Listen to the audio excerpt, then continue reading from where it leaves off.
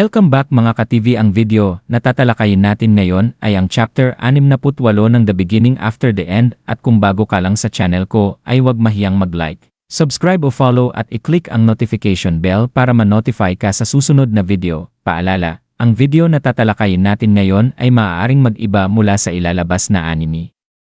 Hindi ko inaangkin ang mga drawing o anumang materyales na ipapakita. Ang layunin ko ay magpakita ng suporta at magbigay ng impormasyon tungkol dito. Ang lahat ng kredito ay nananatili sa mga orihinal na may-ari. Maraming salamat. Matapos ang matinding laban kontra sa Elderwood Guardian, unti-unting nagkamalay si Arthur at nakita si Elijah na nagbabantay sa kanya. Kitang-kita ang ginhawa sa mukha ni Elijah nang magising si Arthur. Agad siyang nagpasalamat sa mga Diyos. Mahina pa si Arthur at hirap magsalita. Ngunit binanggit niya ang salitang glove, break, at crystal, tumutukoy sa isang espesyal na crystal sa loob ng kanyang guwantes na inihanda para sa kanyang ina. Naunawaan agad ito ni Elijah at kinuha ang kristal, pagkatapos ay binali ito upang ang mahina nitong pagpapagaling ay makapagpanumbalik ng lakas kay Arthur. Hindi man ito sapat upang siya ay tuluyang gumaling, naging sapat ito para muling makagalaw. Habang unti-unting bumabalik ang alaala ng labanan, naalala ni Arthur ang pagtaksil ni Lucas, ang duwag na tumakas at iniwan sila. Ngunit bigla niyang naalala si Jasmine, kaya agad siyang nagtangkang bumangon, ngunit napahiga muli sa sakit. Nagmamadali siyang nagtanong kung nasaan si Jasmine. Itinuro ito ni Elijah at ipinaliwanag na mas malala ang tinamo niyang pinsala mula sa spell ni Lucas dahil hindi pinatibay ni Jasmine ang kanyang katawan gamit ang mana. Mabuti na lamang at may bitbit na medical kit si Elijah, kaya naagapan ang mga paso, pero may hinala siyang may internal na pinsala rin. Sa pag-aalala, sinabi ni Arthur na gamitin din ni Elijah ang isa pang healing gem mula sa kanyang guwantes para kay Jasmine. Sumunod si Elijah at nang gamitin ang kristal, unti-unting bumuti ang paghinga ni Jasmine. Sinabi niyang baka kailanganin na lang nito ng ilang oras na pahinga para tuluyang makarecover. Labis ang pasasalamat ni Arthur sa inihandang healing beds ng kanyang ina. At pabirong naalala na hindi siya nakaramdam ng ganitong sakit mula pa noong siya'y 4 na taong gulang, at tinawag pa niya itong magandang alaala. Bigla namang nagsalita si Sylvie, lumilipad papalapit kay Arthur habang kinakausap siya gamit ang telepathy. Masaya niyang tinawag si Arthur at tinanong kung ayos lang ba siya. Sinigurado ni Arthur na ligtas na siya at pinuri si Sylvie sa pagsunod sa bilin niyang lumayo sa panganib.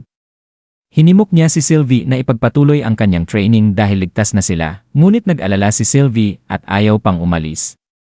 Malumanay siyang pinayuhan ni Arthur na magtiwala at gawin ang kailangan niyang gawin, kaya't napilitan si Sylvie na pumayag at nagtapos ang kanilang pag-uusap. Muling nagtanong si Elijah kung mas maayos na ang pakiramdam ni Arthur. Nagbiro si Arthur at sinabing parang kaya na niyang tumakbo ng marathon. Napangiti si Elijah at sinabing hindi niya inakala na si Note, ang maalamat na masked swordsman na nakasama niyang mag-exam dati, ay kaedad lang pala niya. Nagulat si Arthur at agad niyang hinawakan ang kanyang mukha, wala na ang kanyang maskara. Humingi ng paumanhin si Elijah at sinabing malamang ay nalaglag ito noong laban at hindi na niya nahanap. Mabilis namang nagtanong si Arthur tungkol sa kanyang espada, ang itim na baston na dala niya. Tinuro ito ni Elijah at sinabing hindi niya alam kung mahalaga ito, pero tinabi niya na rin para sigurado.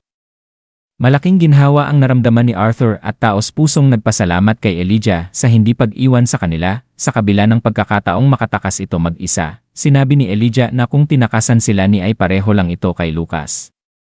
Ngumiti si Arthur at sinabing hindi hamak na mas mabuti si Elijah.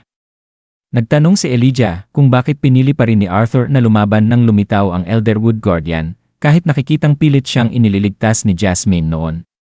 Umiti si Arthur at nagbiro na ang isang hari ay hindi nagtatraidor sa kanyang mga tao. Ngunit sa kabila ng biro, may matinding katotohanan sa kanyang sinabi.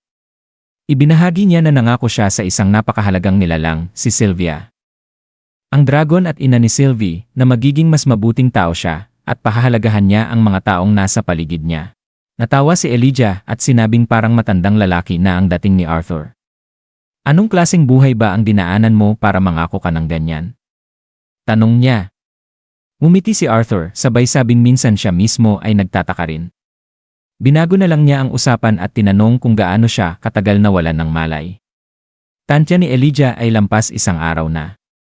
Sinubukang bumangon ni Arthur at naupo sa tabi ng pader, habang pinapaalalahanan siya ni Elijah na maghinay-hinay.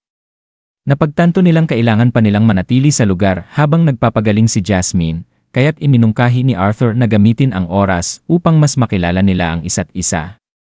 Nagpakilala siya bilang Arthur Lewin, ngunit sinabi niyang pwede siyang tawaging Art. Nagkamayan sila habang parehong nakangiti, isang senyales ng bagong pagkakaibigan na bubuo sa gitna ng kaguluhan. At dito nagtatapos ang chapter 68 ng The Beginning After the End. Patuloy lang sa pagsubaybay mga ka-TV hanggang sa susunod na kabanata.